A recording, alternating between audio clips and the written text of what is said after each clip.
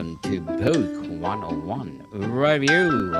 Book 101 is all about the books that I read for the last 40 years. And today I have my special guest. He is a mental health and fitness educator coach, and of course, entrepreneur too, and no other than Mr. Coach Tarek.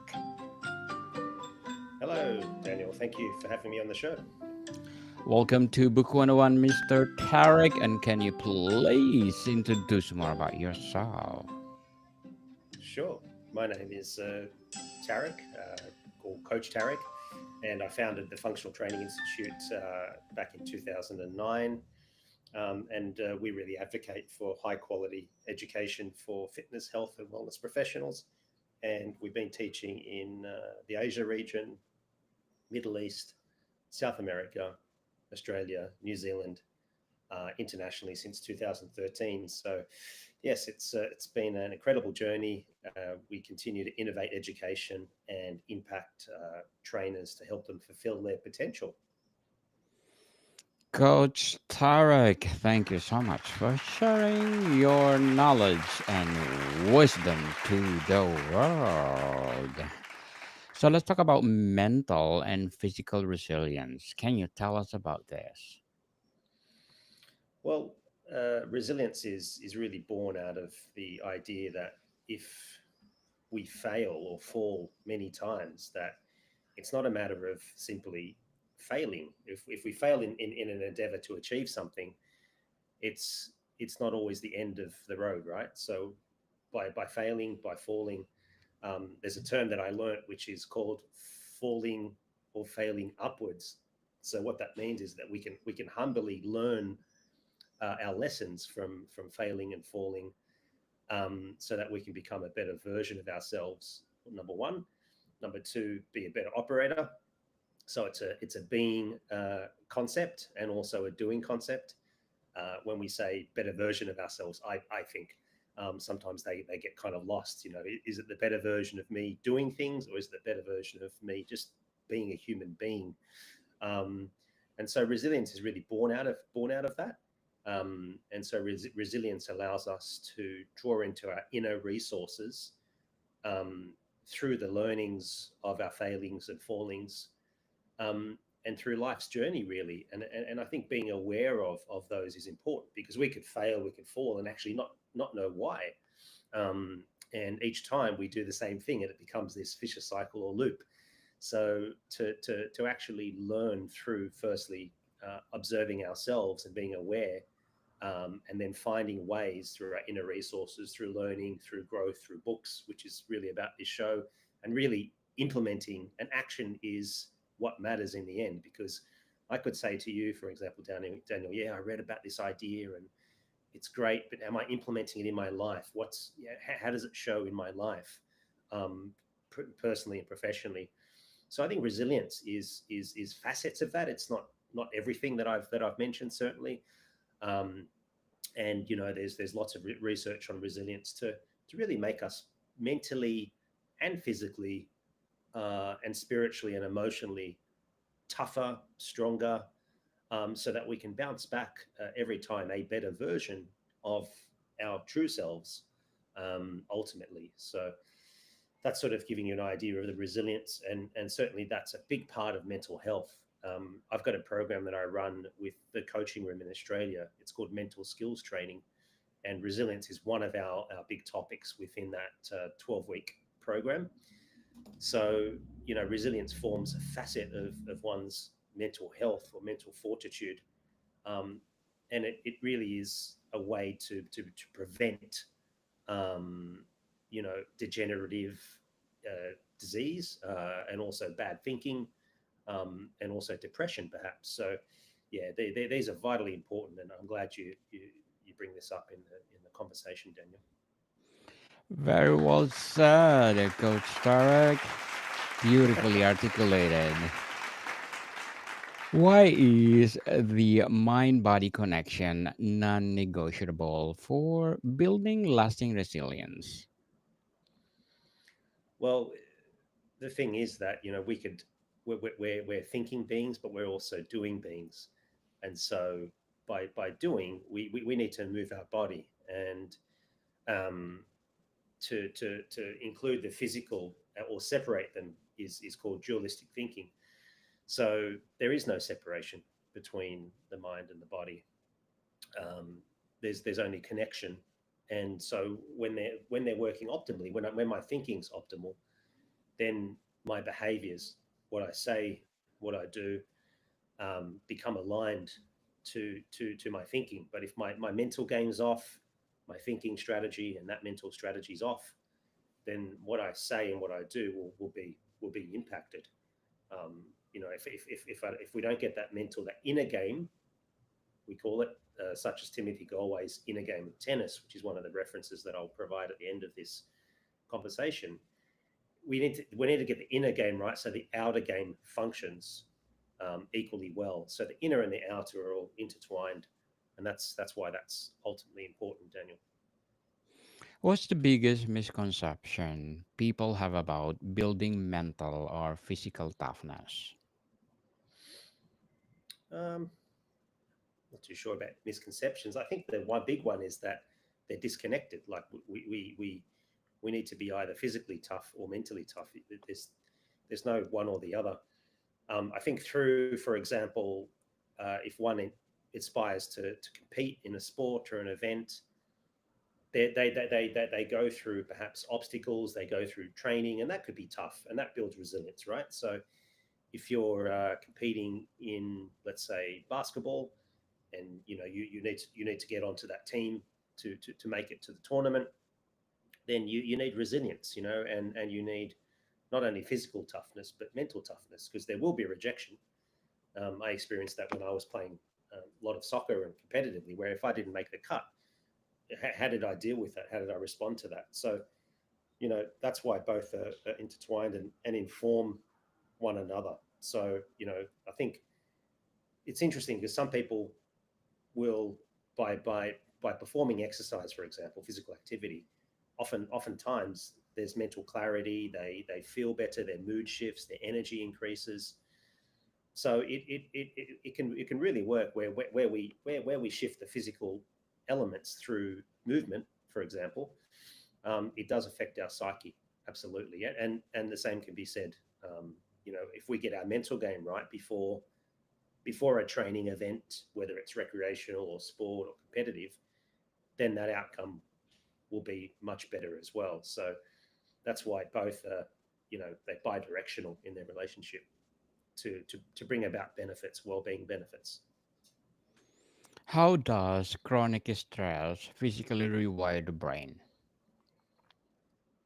Well, it unwires. So it actually, because the idea with the Hebbian principle, which is that cells that fire together wire together.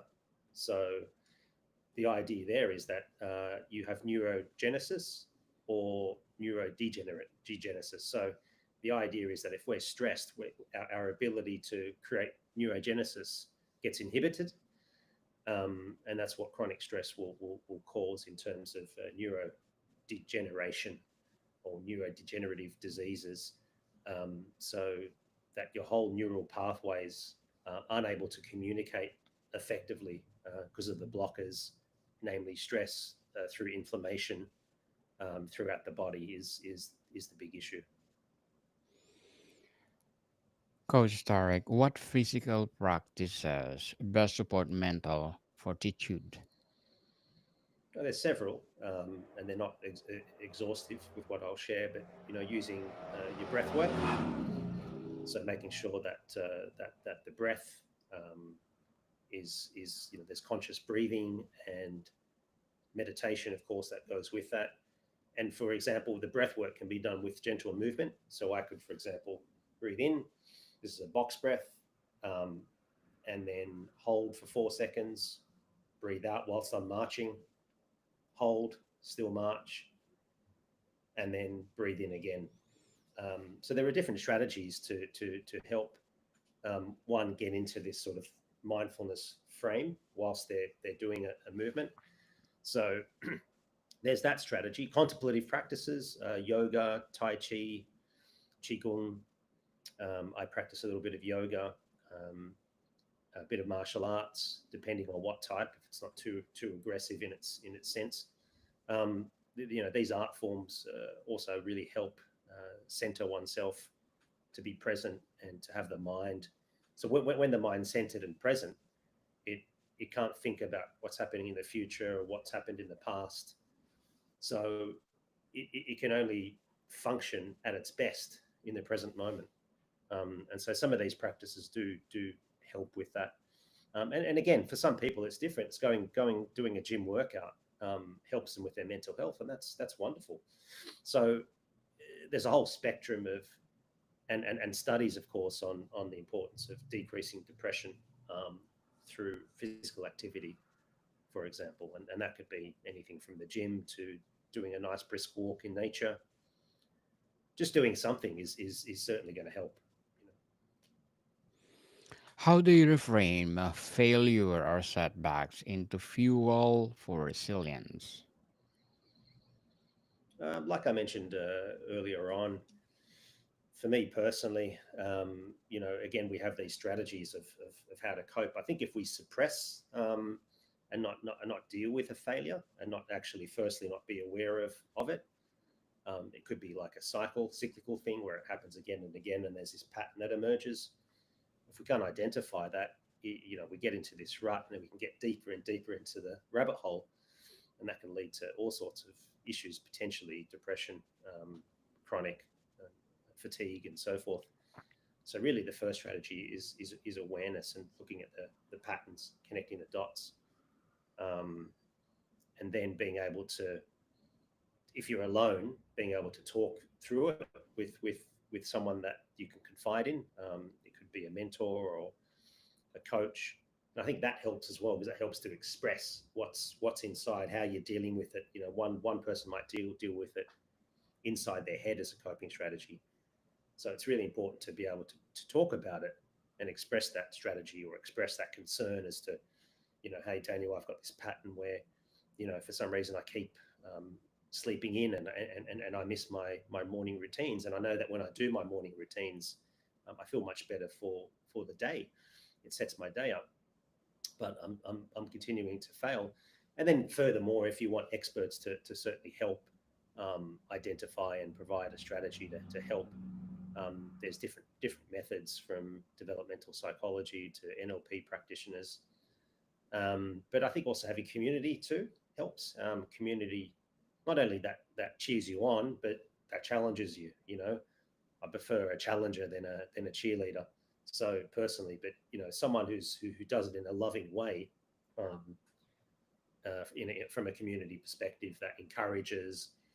Often having a buddy to help you do a physical routine is useful, because there's accountability at play. So there's all these types of these strategies that add meaning and that add fortitude to one's journey, if they're constantly failing and they're wanting to transfer or translate that failure into more successful, lasting habits. How do you recognize early burnout signals in your body, and what mind before crisis hits? I suppose that's a good question, because really being in tune to your body. If you're really tight and you're feeling tense because of a past event that's caused an increase or a spike in cortisol, it could be work related, that you've gotten some bad news, or it could be traumatic, family, bad news from a family perspective. Um, so I think really kind of that trauma and those signals, really being aware of those, and identifying them on the spot to be able to deal with them, is probably one thing there, Daniel. Coach Sarek, what's your protocol for resetting mentally during overwhelm? Um, my protocol, well, like, I have my morning formula. Throughout the day, I'll get up and I'll stretch, and I'll take my dog out for a walk, because I work from home primarily.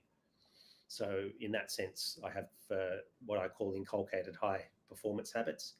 And they're anything from getting up in the morning, either meditating, taking my dog out, saying a prayer, doing breath work, and really connecting with the divine, and then being able to be to sort of set the day like I did this morning. I said, for every encounter, every moment, I want to have the divine presence, and I want to be able to be at my best. Now, does that mean that every single moment that's the case? No, but again, it's that continuity of putting that out there, and being in relationship with the divine means being in relationship with others, being in relationship with oneself. So that I have several different habits like that. I do my breath work, I do my movement practices, and I have aims. I have an aim to train 6 times a week. It doesn't mean I'm always training heavy or hard. And to do my morning practices, which go for 30 to 45 minutes, to evening, where I'll journal and I'll do some meditation, breath work. And then I'll just read as well, really sourcing out what to read, and read throughout the day when I can, and have these moments where I'm breaking the rut of being,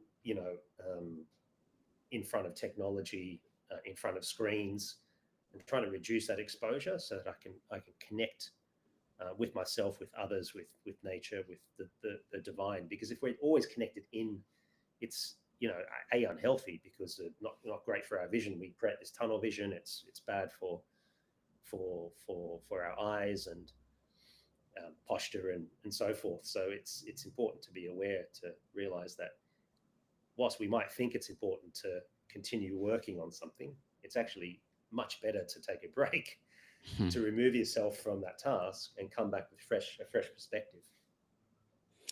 Coach Tarek, as a mental health and fitness educator and entrepreneur, what are your short-term and long-term goals? Me, so personal short term, long term goals in there. Yes. Well, from a professional perspective, because I break them up into different elements, and from a professional perspective, it's developing new course content, more around the cognitive fitness training line, and collaborating with experts on that, functional nutrition collaboration. So developing 3 new courses over the next 12 months. And over the next few years is to complete my PhD in nature-based physical activity, and mental health, and be able to start to go deeper into that work, to help design frameworks for the benefit of humanity. Because the more that these communities can get access to the benefits of nature-based physical activity, and that's supported by government and industry, that's going to be an exciting thing over the next sort of 3 to 5 years. And just continue doing what I'm doing. I love what I'm doing. I strive to do my best every day, and I think that's the key. It's one step at a time. Even though we have these, short-term, long-term goals, it's to really achieve those. You need to be at task, on point every day. Doesn't mean that you have to be doing or working every day. It's those consistent small steps that, it's that the whole idea of that 10,000-mile journey starts with the first step, as the Zen proverb goes. Coach Tarek, good luck to your goals and hoping for success, for more and more and more success to come. And what would be your piece of advice for those people out there want to be a coach like you, an entrepreneur?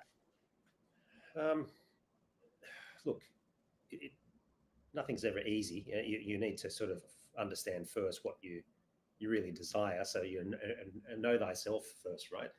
As Socrates proclaimed. So really understand yourself, your inner game. Understand what motivates you, and be in touch with that, and then follow that bliss. As Joseph Campbell would say, you need to follow that bliss, and trust it, but also take action along the way, because sometimes it's we're on course, and then we might be slightly off course, but we always want to get back on course. There's going to be there will be obstacles along the way that will drag you away from following your bliss. And that's the key here, is that the journey can be long, but it's fruitful for those who really follow their bliss, and whatever that could be. If that's in coaching, then be real true to yourself. If you only attain to a little bit of knowledge, and you think that's enough to be a coach, and you don't lead by example, then I don't think that's a good.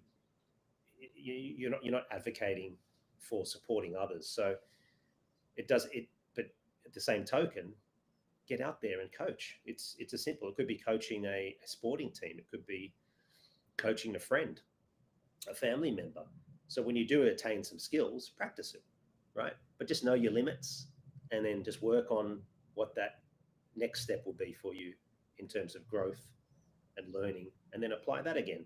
So that's why it's like what we call this palimpsest. It's just a layering and layering, and it becomes enriched. You become a more enriched individual. And so my whole philosophy is never stop learning and growing and applying those three things.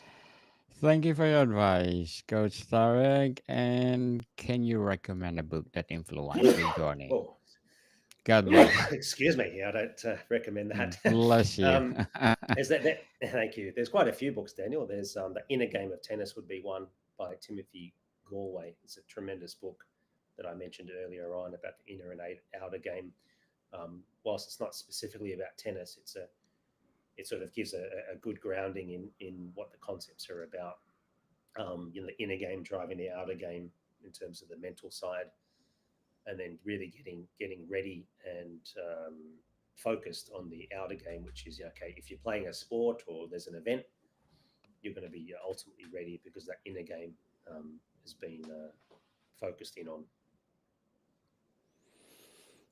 Well, thank you for your recommendation, Coach Tarek. And how does resilience aging look like? Um, Good question. How does it look like? I think again, just continually move, constantly move, eat well, monitor your sleep, um, maybe do a DNA test as well, profiles that you may be lacking in supplementation or nutrition.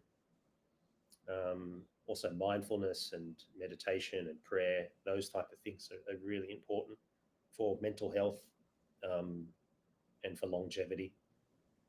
So I advocate all of those things, Daniel.